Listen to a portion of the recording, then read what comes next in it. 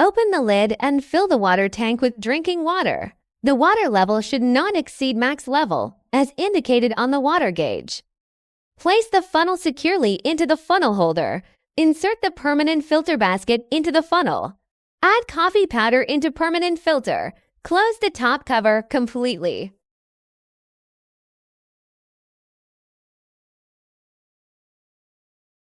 Place the carafe handle closed horizontally onto the warming plate. Press the power button to their position.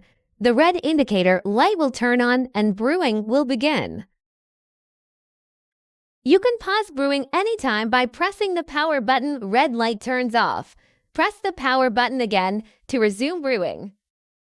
You may remove the carafe to pour coffee at any time. Brewing pauses automatically. Replace the carafe within 30 seconds to avoid spills.